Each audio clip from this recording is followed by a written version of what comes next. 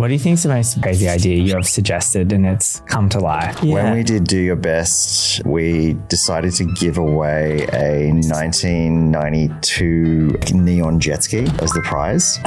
Then I think the year after that, when we were releasing our Shandy with Yumbo Soda, we bought a $2,000 yellow Toyota Camry and put flames on it and decals and gave that away as the major prize for that campaign. So that they're just a couple of very small examples, but there's definitely an openness and willingness to kind of roll the dice and do weird and crazy and fun stuff. It's interesting as well because spending $2,000 on a Camry is such a better prize than giving away $2,000. 100%. That's kind of where it came from, is like we had about $2,000 to put towards a prize and we're like, what's the stupidest thing we can buy with $2,000 that people will actually want? Yeah. The person who won it is actually a local hairdresser and they're still driving it around. Fantastic. So it's awesome to see it still out there.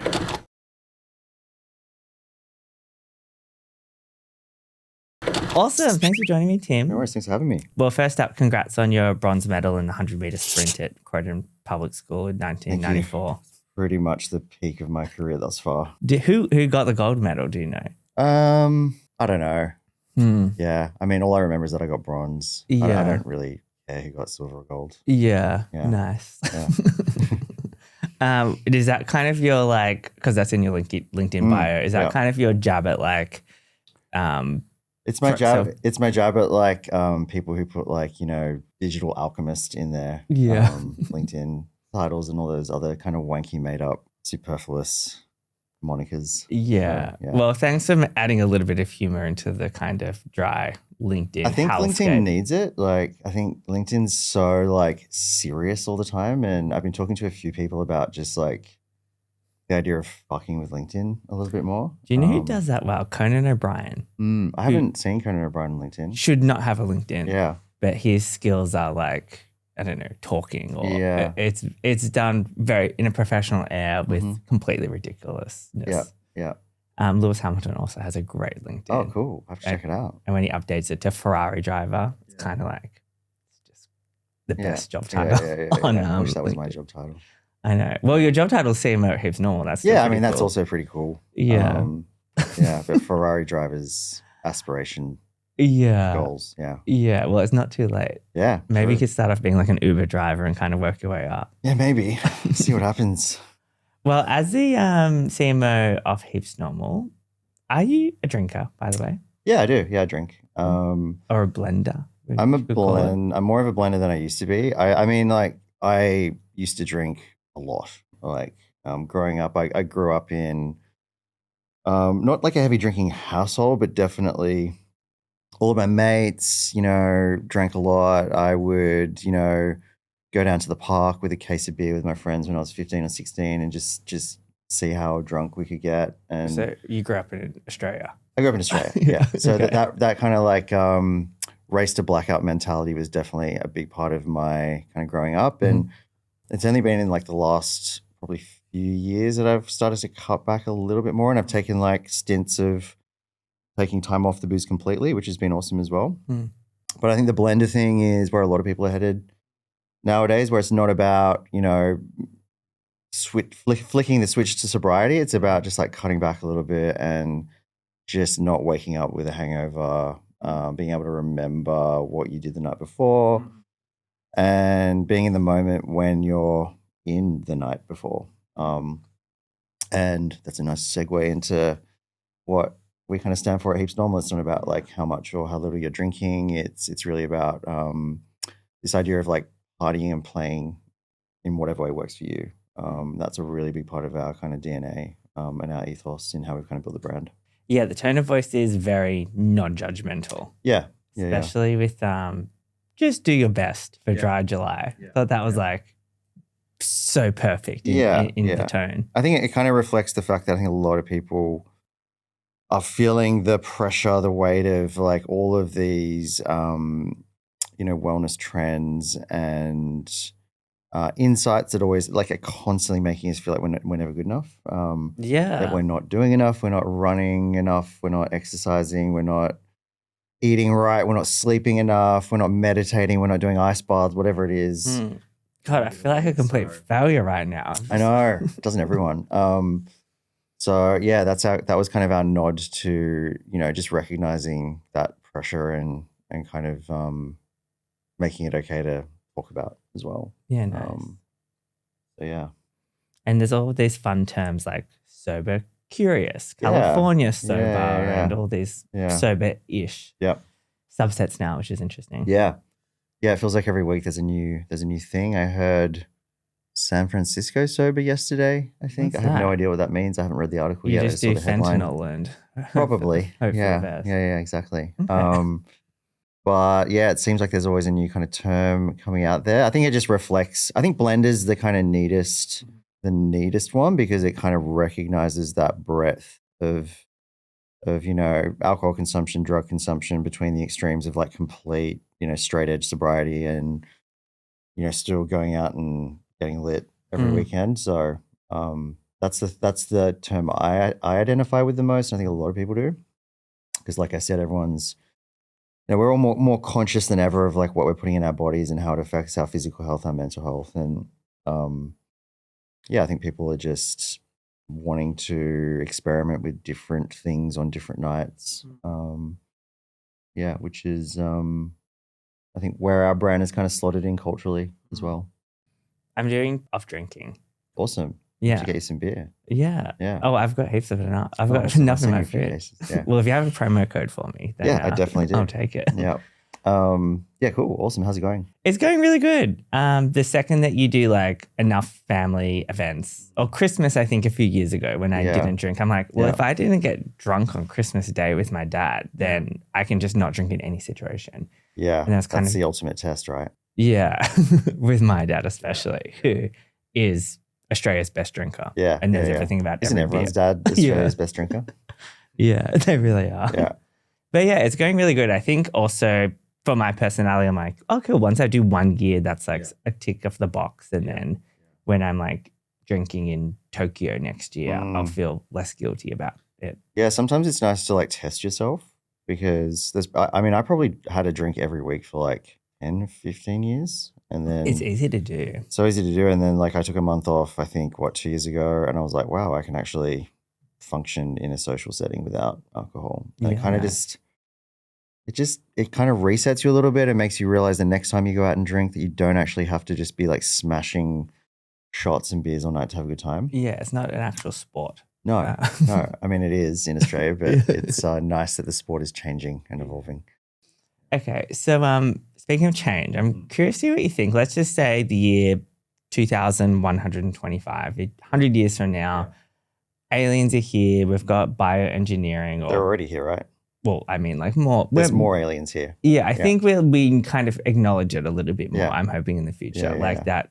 Spaceships have come. We're like, there's no doubt. I'm looking forward to this descending into a Joe Rogan-esque conspiracy theory kind of chat. Yeah.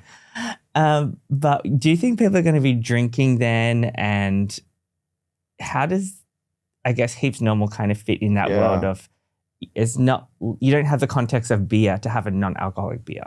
Yeah, I think who knows what kind of crazy drugs and like functional ingredients and nootropics and like, synthetic stuff is going to be around 100 years from now. I think that like where I see things heading is this idea of like dosing.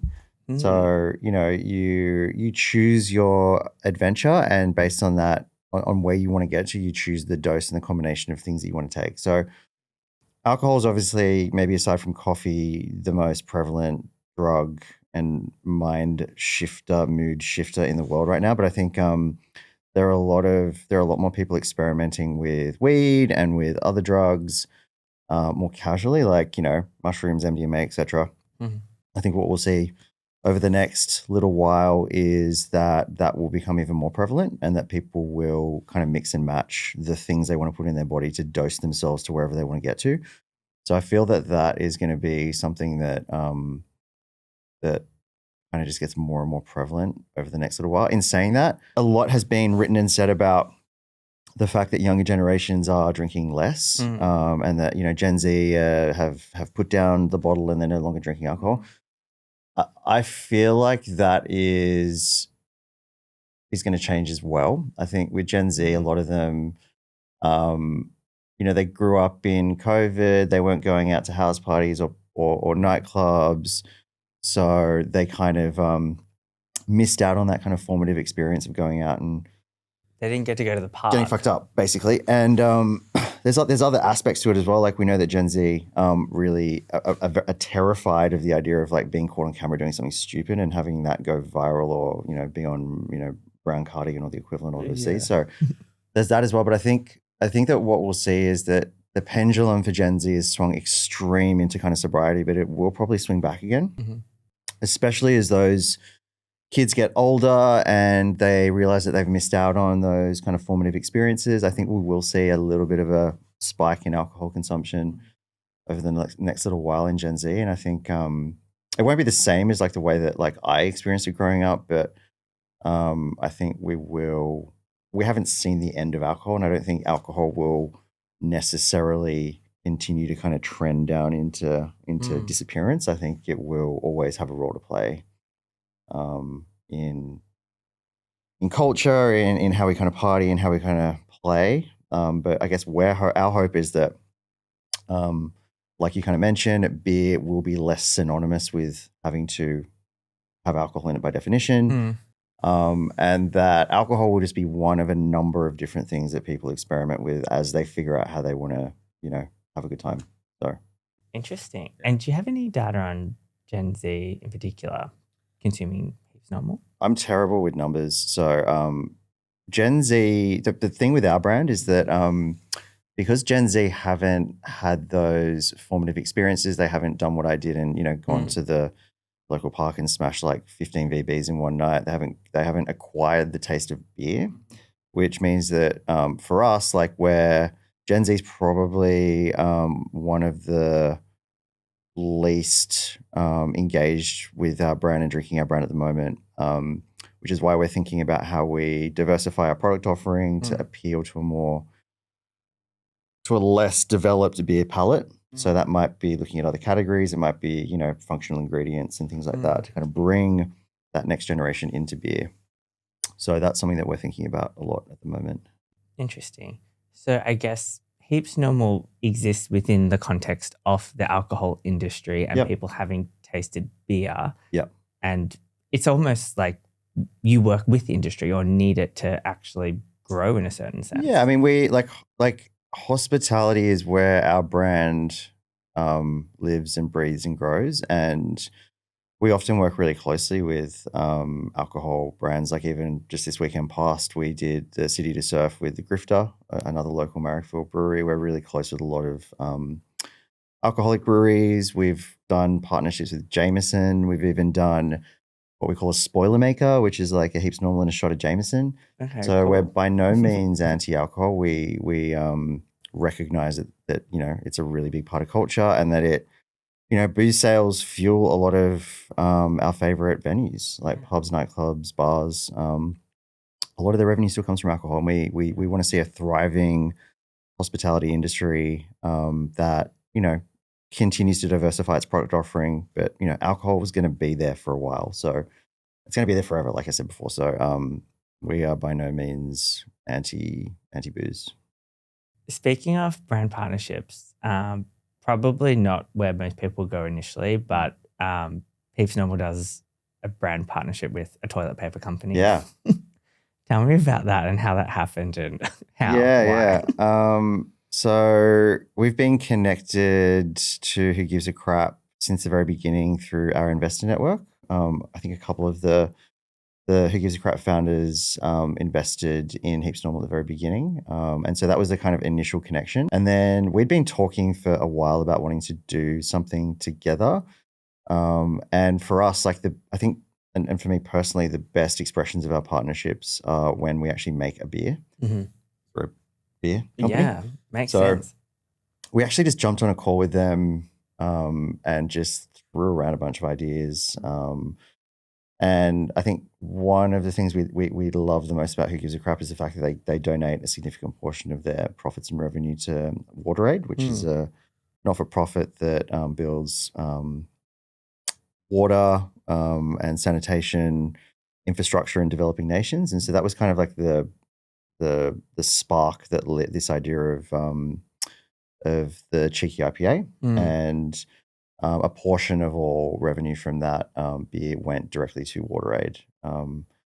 So the great thing about working with Who Gives a Crap was that, you know, in every meeting, we're just like, how do we use poo and shit and asses and like buttholes and like that kind of stuff. So that was a really fun. I've been in those meetings. That was a fun ideation process, and it led to the Cheeky IPA. So yeah, that was really fun. We used it as an opportunity to guerrilla sample at the F1, which was cool as well. So we parked our tiny little green mini truck in front of the big Heineken billboards and had a bit of fun with that. But I mean, the real kicker for us was being able to, you know, contribute so significantly to WaterAid, which is a big part of our kind of brand ethos and our purpose and impact approach. We donate 2% of our revenue every year to social and environmental causes. So that was really kind of close to our hearts, and it was really great to just have fun doing it at the same time. Yeah, really cool. Also curious about Dennis. Yep. How he came into this world and what you think he might be doing right now. Dennis was actually before my time, but I still think that Dennis spot is called Dutch Courage, I think it's called, is one of the best that we've ever done. Mm-hmm. And look, I imagine that Dennis is maybe traveling the world right now. Okay, good. I like that. Maybe, I don't know, maybe somewhere in Nepal. Mm-hmm. I don't know. I could see him really getting out there and just seeing the world. I'd love to bring Dennis back again into the Heaps Normal universe. So it's something we've talked about a little bit, but we'll see what happens. There seems to be a lot of wild ideas scattered around the Heaps Normal. Yeah, there's no shortage of crazy ideas at Heaps Normal. I think we're really lucky that we have a super creative team, not just within the kind of branding creative team, but you know, our CEO Andy is an ex brand strategist and a very creative dude. Our head brewer also very creative guy, very fun guy. So yeah, we've got a lot of creative energy and no shortage of wild ideas. So a lot gets left on the cutting room floor, but a lot of really amazing stuff gets to the surface as well, which is cool. What do you think is the most batshit crazy idea you have suggested and it's come to life? Oh, shit. God, I mean, I can think of a couple, and they're both vehicle-based. When we did Do Your Best the last time, we decided to give away a 1992 like neon jet ski as the prize. And then I think the year after that, when we were releasing our Shandy with Yumbo Soda, really cool little brand based out of Melbourne. We bought a $2,000 yellow Toyota Camry off of Facebook Marketplace and then put flames on it and decals and gave that away as the major prize for that campaign. So that kind of they're just a couple of very small examples, but there's definitely an openness and willingness to kind of roll the dice and do weird and crazy and fun stuff. I think another good example is working with Donnie Benet on Just Say No to Water, which is one of our other campaigns that we've run over the last couple of years, and kind of evolving that into a fully fledged talk show that we built out with Donnie and a bunch of our friends and ambassadors to basically reinforce this very important public service message of the fact that water is very dangerous and boring and that you should drink beer instead. So it's like I've never worked in such a fun place that's like so open to weird and crazy ideas.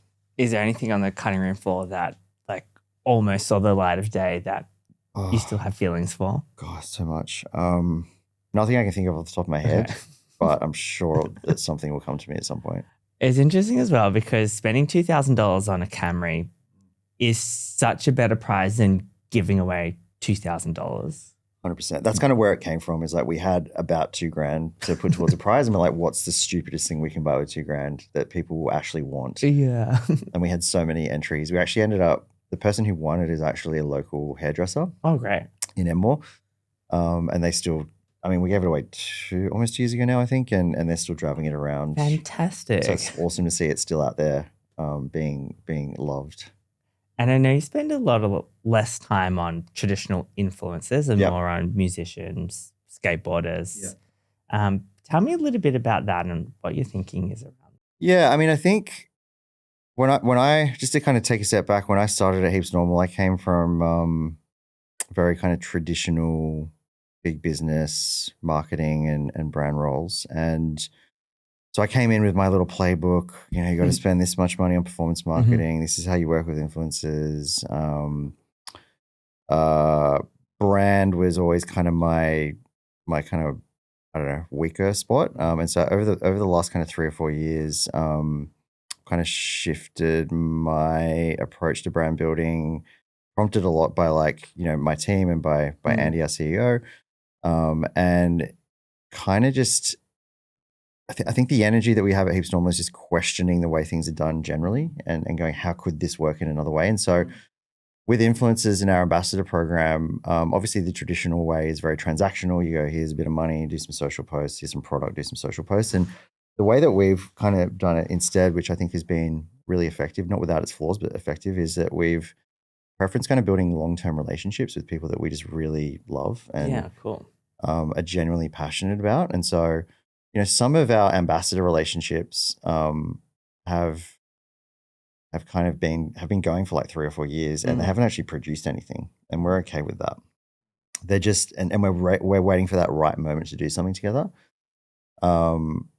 And they've all been born of like genuine friendships and relationships. So like we'll meet someone at a gig, or you know, someone will message us on Instagram, and we'll have a coffee with them, and we'll the question we usually ask is like, well, what are you doing that's like, what are you excited about? What could, like, what's that thing that you want to do that you can't afford to do or you don't have the time to do that we can help you with right now? And so that's our approach to kind of building out our ambassador program is just asking that simple question and then kind of investing in what they're doing. Not dissimilar to kind of what like a brand like Converse does with the All-Star program, but probably a lot looser. And so we're kind of working on re-upping that program at the moment to make it a little bit more structured and have a little bit more a little bit more structure to it. But yeah, we've never really done the whole kind of like, here's money, do post kind of things, which I think has worked well for us as a brand. Yeah, well, I guess it's a brand that spends so much more time on brand building rather than performance. I mean, we spend like 95% of our time on brand over performance, and we are like shifting that a little bit over the next couple of years because we're kind of getting to a point now where you know, we're kind of winning the independent space, but we're looking at brands like Heineken and going, how do we get a bit of that? So we are going to start investing a little bit more in performance and some of that more kind of traditional paid based activity, but it's still going to be the bulk. The bulk of what we're going to be doing is brand building. It's storytelling. And it's IRL. So it's like, you know, events, especially in the music industry, it's making stuff like the sound system that we launched a couple of weeks ago, like the venue that we're building at the moment, and having that be the focus of the team's effort and time. Yeah, I saw that the sound system's coming to the rooftop of the Ace Hotel, which is where I'm staying at the moment. Oh, awesome. So that was cool. a weird Yeah, we'll be there on crossover. Saturday night, which is really exciting. Yeah. We're doing a little thing with Broadsheet and Kiln at the top of Ace. So yeah, the sound system's a really great example of how we kind of like to build the brand. Like it's, you know, we love like making stuff that we can then like lend out to the world and embed into the culture. So it's not about just whacking a bunch of logos on a poster. It's actually showing up in a real way that's adding value to the thing, to the culture, to the event. And I think it just feels more genuine and integrated. So we get really excited about like actually making stuff. Speak to some CMOs from large global corporations, and a lot of their budget is spent on doing the exact opposite of influencer marketing and performance. And that's because if they want to get an idea off the ground, it takes 18 months and a huge round of approvals. Do you feel like that the culture you have at Heaps Normal is the opposite of that, which means you can just be your own influencer as a brand itself rather than having to outsource that. Yeah, I mean, like compared to previous roles where, I've worked in government and I've worked in, in ASX companies, and it is sometimes like that, especially in government. It can take a year plus to get something over the line. At Heaps Normal, we can come up with a crazy idea and activate it within like a month. Right. So that nimbleness and versatility, I think, is what separates us from some of those bigger brands that, in some cases need, a raft of approvals in Australia and then another raft of approvals at global or headquarters or wherever it is. And I can't imagine now ever kind of going back to that world because I feel like it would be incredibly stifling. So it's really nice to be in a brand that can, pivot and move relatively quickly. So sound system, wellness club. Can we talk about that? Well, I might have to keep that in the can a little bit. But we're working on our brand home, which is going to be based in Marrickville. And we're still figuring out how we're going to kind of position that and, what features it's going to have, what kind of programming it's going to have, but it's going to be a really exciting space to kind of bring our brand to life, and also a space for our friends to come and do their things and to hang out in. And so I think a lot of us are really excited about the idea of just, even when it's not being used for like an event, that it's just a place where our ambassadors and our friends can just come and hang out and work and collaborate. Again, it's this idea of kind of like building assets that we can then leverage to build relationships and build a brand. So I think that idea of asset building over just like throwing money at paid media or influencers, whatever, I think that's a kind of a really big guiding ethos for how we're building out the brand. Even like the truck that I drove in today, we got a little green mini Japanese mini truck. They're the coolest trucks. Gets a lot of attention, and that's another thing that we can like, lend out to our mates. And if they've got a gig or an event where they need to load in and they don't have access to a car, it's these little things that kind of just all come together to kind of help us show how much we love our friends and want to support them. Or maybe just starting a record label. Yeah, and Heaps Normal Records as well, which is another platform that we've kind of created to support emerging Aussie artists. We've only released one record so far, but we've got plans to do 3 over the next year. Very cool. I'm pretty close to announcing the next one, which is really exciting. So a lot of our focus over the past 4 years from a kind of purpose and impact and culture perspective has been supporting the music industry in Australia, which we all know is, critically underfunded and undersupported in so many different ways, especially from government. So we feel like we need to play a role in supporting that world and that industry, not just artists, but also venues and the workers of that industry. So the record label is another way that we can give artists a leg up in the industry that is in an industry that is so hard to get a leg up in. Yeah.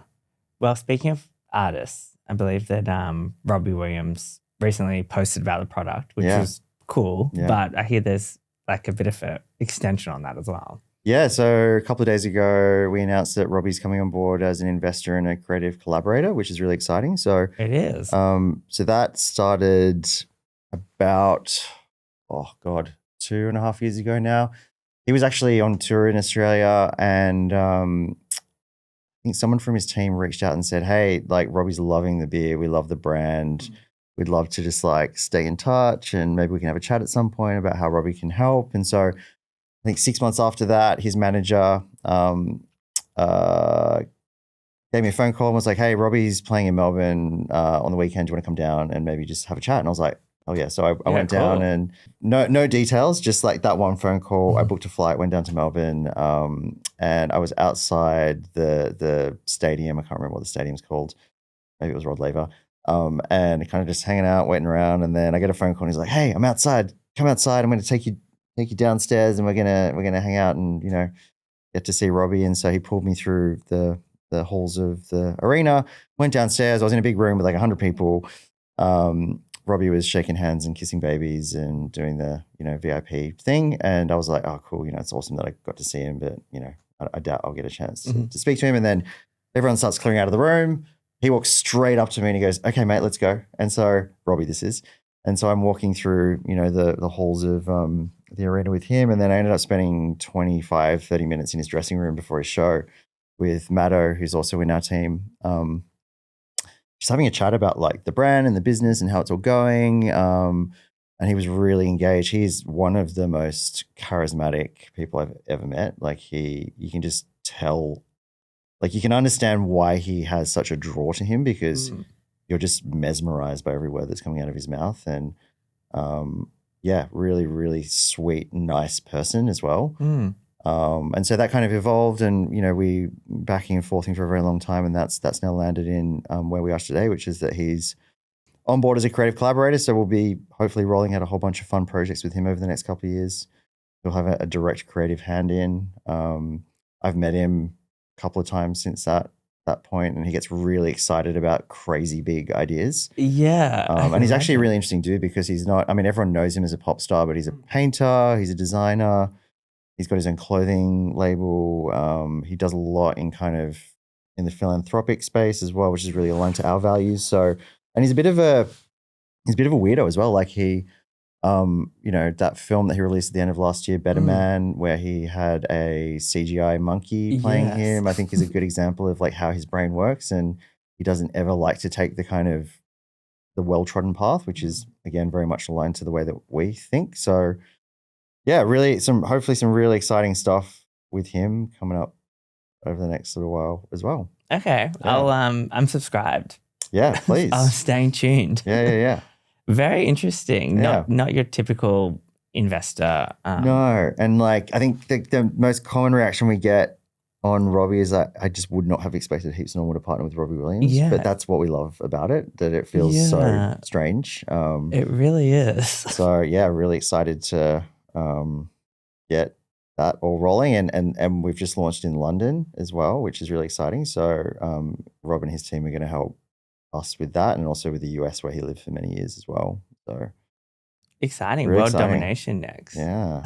Well, maybe. We've got a long way to go before that happens, but yeah, it's really exciting. Well, it's great to hear about some wins, but I also hear about this giant inflatable seal. That was the worst marketing investment ever. Yeah. So I just want to, balance it out. Interested in hearing about a bit of a failure as well. Yeah. So that's when I was at the Opera House, and at that point in time, I think I was head of digital marketing, and it was the time. It was back in the days when chatbots were all the rage. Like every brand was like, "I need a chatbot." Yeah, I got a lot of emails about that. I need to bring my brand to life with a bespoke chatbot, and so I drank the Kool-Aid and got sold this chatbot, and it was virtually voiced by Benny the Seal. So Benny the Seal is an actual seal that sunbakes on the steps of the Opera House. And so this agency, they came in, they sold us on the chatbot, the dream of the chatbot. And to launch the thing, we created it was about a 10-foot tall inflatable seal, and then we floated it on a barge under the Harbour Bridge and up to the Opera House. As a bit of a launch stunt. And we saw, first couple of days were great. We saw a big spike in the chatbot usage, but then I think day 3 or 4, it was just like crickets, no one was using it. And despite our best efforts, it kind of just died a slow death and disappeared into the ether. And it might still exist on a server somewhere, but it was a great lesson in not just, not drinking the Kool-Aid and not buying the hype, I guess. And so I'm somewhat, I'm a lot more cynical of like trendy marketing and brand stuff than I was before that. And I mean, I think everyone, you live and you learn. And that was one of those moments in my career. I was like, fucking idiot. Like you should have just maybe not followed that trend so staunchly. And so I'm a little bit more cynical now of the trend stuff. How many NFTs do you own? How many NFTs? Yeah. Thankfully, 0. Okay, great. Well, it's not all bad. That's good. You dodged that trend. Yeah, we dodged that. That was well after the chatbot. So very happy that I dodged that trend. I don't really own any crypto. I think maybe AI is like an exception where I'm like, I can see the value in this. But Yeah, I'm not sure if AI is a trend per se. It's more like the invention of electricity for me, where it's just You're right. Yeah. a new platform. Yeah, for sure. But as a result of that, there's now 10,000 new AI tools and cool new little bits that is easy to get distracted by. Yeah, I mean, when I used to manage digital at the Opera House, I can't remember the name of the newsletter, but every year there was this newsletter that would come out and would show you how many MarTech platforms were available in the world. And every year it went up exponentially. So I think when I started in digital 15 years ago, there would have been 1,000 platforms that were out there. And I think by the time I finished up at the Opera House, there was like 38,000 platforms. So we are spoilt for choice as marketers, especially in the world of digital, and probably up against choice paralysis as well, because it's just so hard to make decisions about what platforms to use where and how to build out your MarTech stack and all that sort of stuff. So at Heaps Normal, we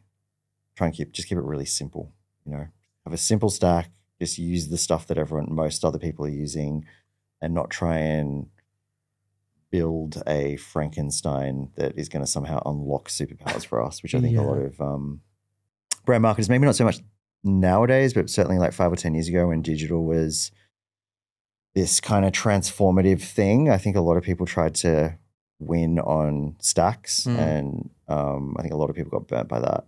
So we just try and keep it simple now. Yeah, it's nice to remember that your customer doesn't know about any of that or doesn't care about any of that. It's like, what are the things that you are creating that they get to see? Yeah, exactly. And I think that's the shift that I've had over the past like 5 or 10 years, especially Heaps Normal, where I've shifted more away from like, doesn't matter what you're using. It's about the storytelling and it's about how the brand shows up. So yeah, nice.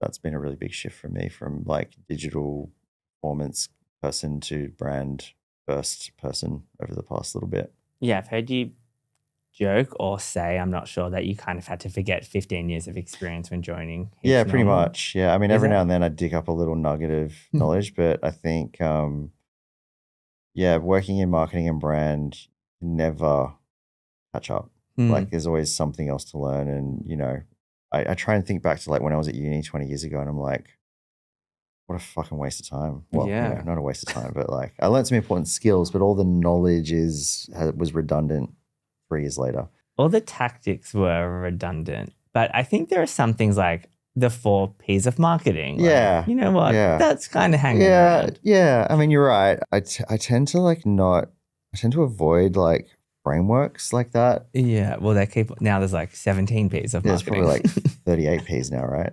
Yeah. So yeah, I mean, digital, it's come a long way in the last like 10 or 15 years.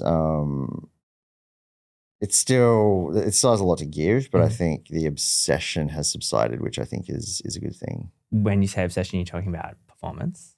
Yeah, performance, like as I said before, like, investing a shit ton of money in building some complicated, expensive MarTech stack. Yeah.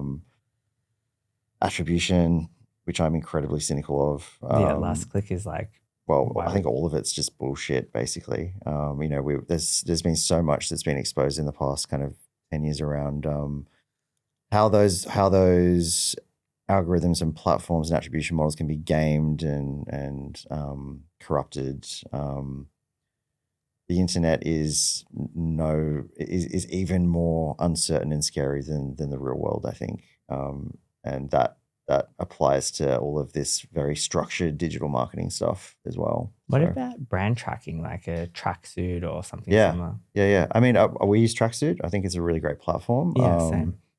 I tend to use it more as a long-term proxy. Like I don't focus on the numbers themselves. I focus on how we're kind of tracking against our competitors and how we're tracking over like 6 or 12 months. Nice. Not so much fixated on every month how the numbers are moving up and down and what the numbers are. Yeah. It's certainly a lot more accessible, especially for startups and small brands that don't have huge budgets than, traditional brand tracking that might cost you 100K plus a year to do with, expensive qual and quant. So I think Tracksuit's a really great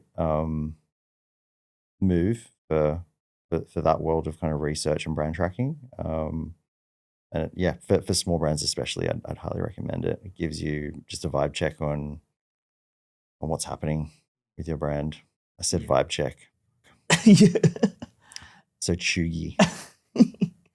No, I agree. It is a good way to try to go into the measurement of brand, which of course is impossible mainly. But if you had to choose something, it feels like, you know what, at least I'm not looking at like engagement or click-through rate or something 100%. silly like that. And it just gives you another data set to look at alongside all of that stuff as well. There's not one thing that there's no silver bullet, there's no panacea to helping you understand how your brand is going. You've got to like be able to hold a whole bunch of different stuff simultaneously and try and make sense of it, which is really hard sometimes. And like, you know, I struggle with it all the time. So yeah, same. So it is a bit awkward, your enemy being in the room, which of course is water. Yeah. I can see you just spiting it. So tell me about like that and the importance of having an enemy, especially I guess as a challenger brand, and you know, it's a concept, right? I guess. I think having an enemy is a great way to show what you stand for, and obviously the expected enemy for us would be alcohol. And so it was in a brainstorming session or a big meeting with the whole team a few years ago where one of us had the idea that, holy shit, like, wouldn't it be funny if we went after water instead of alcohol? Because water is boring and it's the thing that a lot of people go to when they're at the pub or at the bar and they're not drinking. They're like, they see that sketchy jug of water that's never been cleaned in the corner. It's never good, is it? And it's never good. And it like, I think, you know, the idea of being able to like have a beer instead of having a boring water or a sugary soda is such a nice way to feel like you're part of the experience, you know? And that is kind of, again, one of the ethoses of Heaps Normal, this idea that, you know, no matter what you're drinking, you feel normal. So water is a great, you know, boring and it's a kind of target that no one owns either, which is great. I mean, apart from bottled water companies. But it's not Mount Franklin. It's just water. It's water ad hominem. It's I mean, we went after like the ocean and toilets, I think, in our last campaign. So it's a fun enemy, and I think there's more fun that will be had with that platform over the next few years as well. Okay, fun. Very interesting. So with your focus on brand, do you think that's a little bit to do with the category as well, where I guess demand capture for non-alcoholic beer is very difficult because there might not be the demand there. So is actually the focus on 95% on brand a function of the evolving category? Yeah, I mean, I think it's a reflection of what a lot of other brands are doing in the category, which is focusing on health and wellness, or it's focusing very much on like the functional benefits of non-alcoholic beer, like being able to drive a car. Yeah. Which Heineken do with a lot of their work around like the F1. So we've kind of, part of it is driven by differentiation in the category. Part of it is just driven by our mission as a brand, which is really to kind of change drinking culture. And the best way to change culture is to be a part of it. And a lot of other brands, I think, by focusing on the functional benefits or focusing on the wellness aspects, they're kind of missing the point a little bit.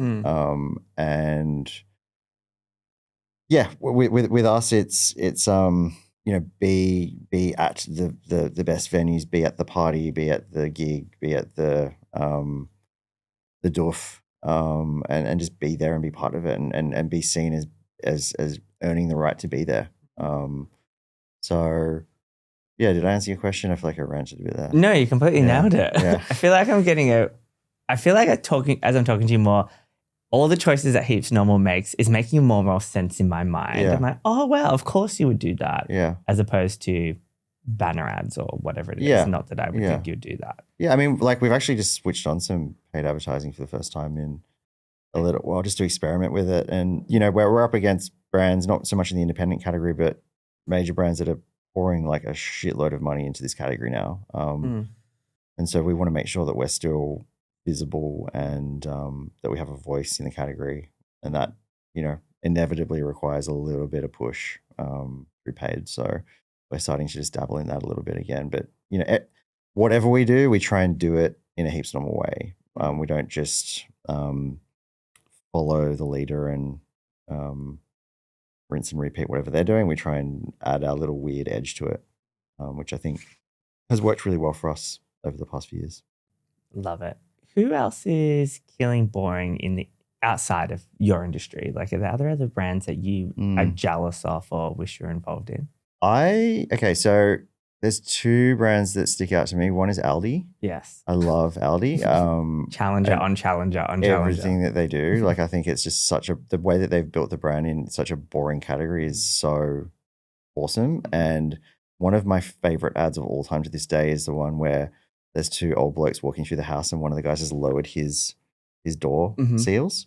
And he's like, I've lowered my door to remind me of the epic deals. I was just like, that is fucking amazing. Like, that is one of the best ads I've ever seen. And my all-time is Skittles, Taste the Rainbow. Yeah. Like, those ads are like incredibly funny. They're like, they nail the platform.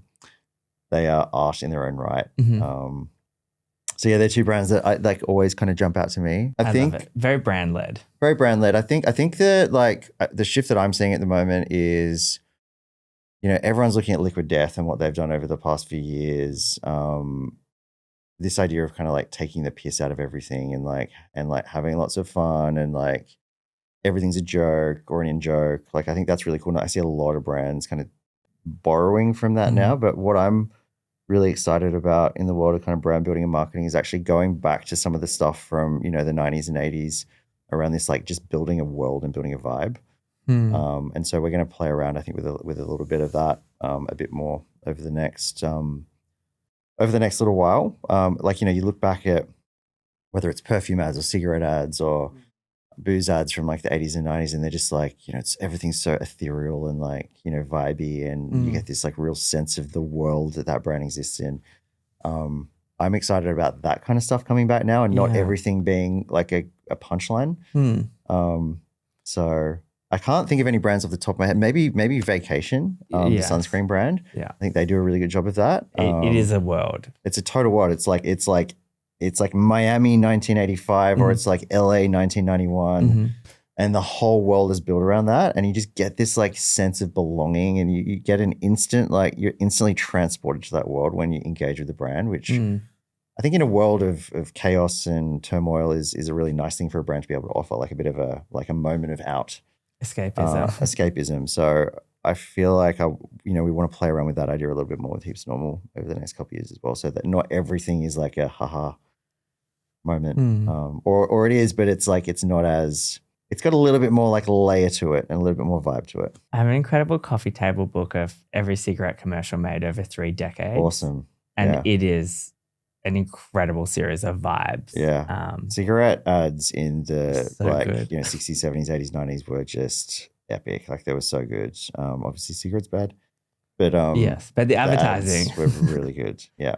And then there's also a little world where the advertising is getting phased out, and then they had to get more creative and the marketing gets more ingenious. Yeah.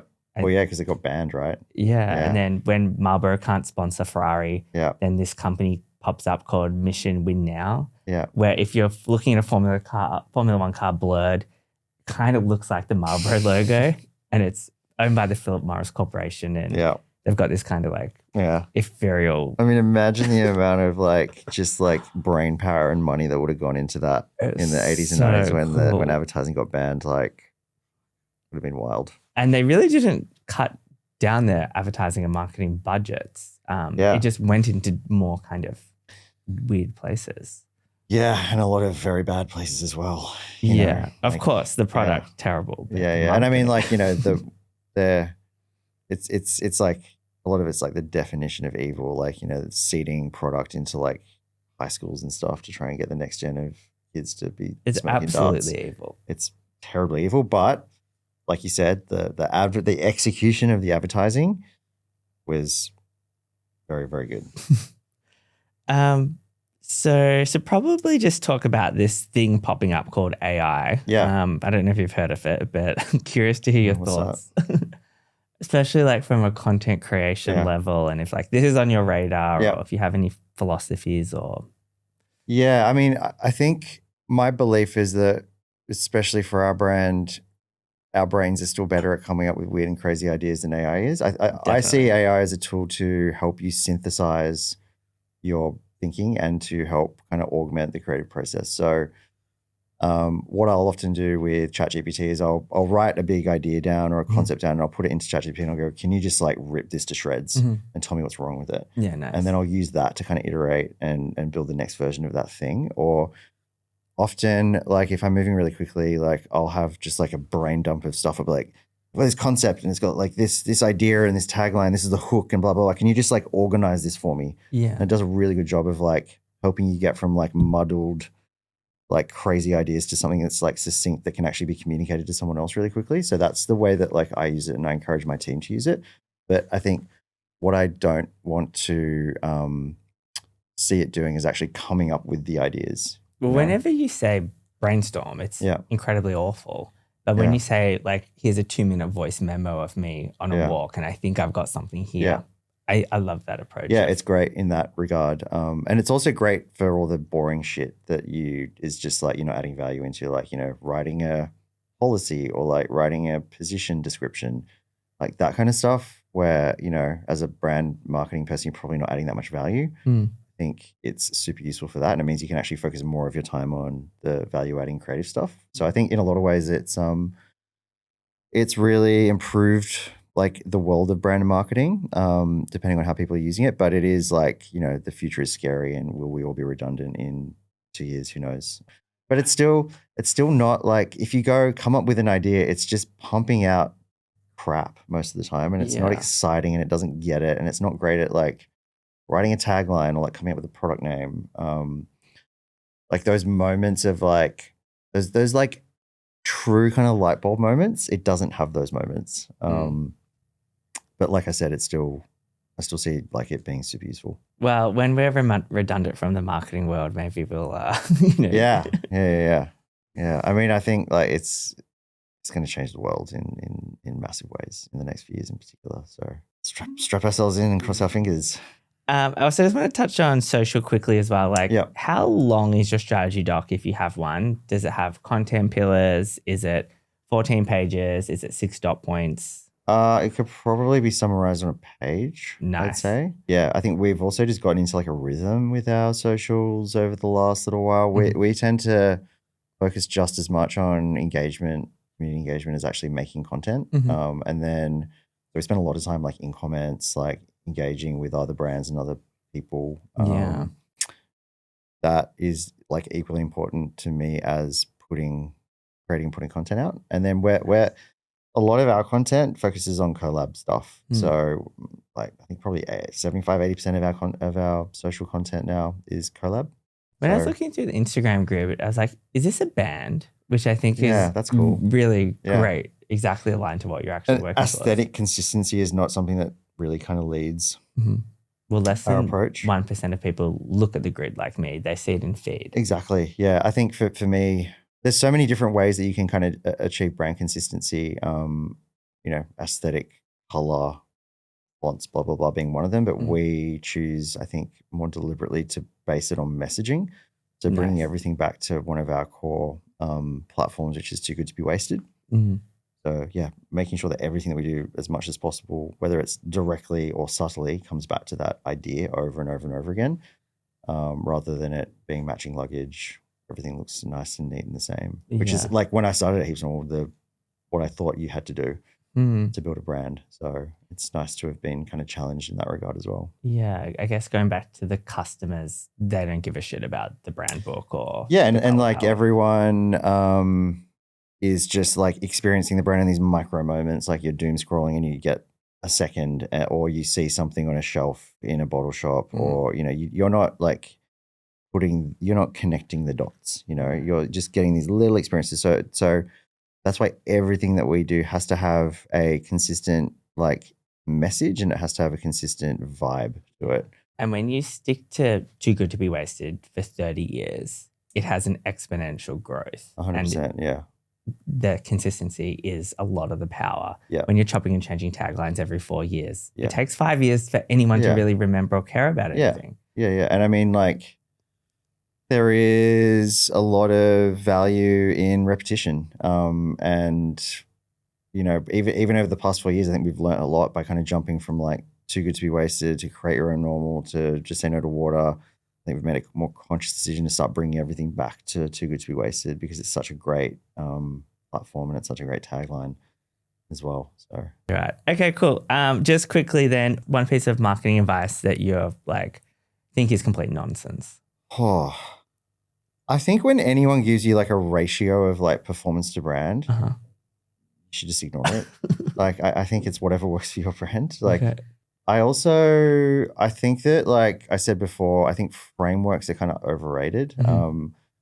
Like I don't really read anything about marketing or brand building. Like I don't think I've ever read a brand book or a marketing book in my life. And like, well, I've only got about 600 if you want it. Yeah. And so I thought about that a lot because like, am I missing, like, is this a stupid decision? But I actually kind of like to form my own view on things. And like, I consume a lot of small stuff. So I read a lot of articles and like, I follow a lot of people on Instagram and TikTok, and I get a lot more value from just those moments of just like building my own view of things rather than going, this is the framework that we need to use to build our brand. Like, yeah, my advice would be to like think for yourself, I guess. And nice. Don't feel like you have to find a solution that's already there and just latch onto it, whether it's like ratio of performance brand or like channel strategy or content strategy or whatever it is. Like there's a lot of value, I think, in kind of just doing it, just inventing it yourself, nice. And picking and choosing. Yeah. Tim, you've absolutely nailed it. Thank you so much for your time. No worries. Thanks for having me. Yeah, it's been really awesome.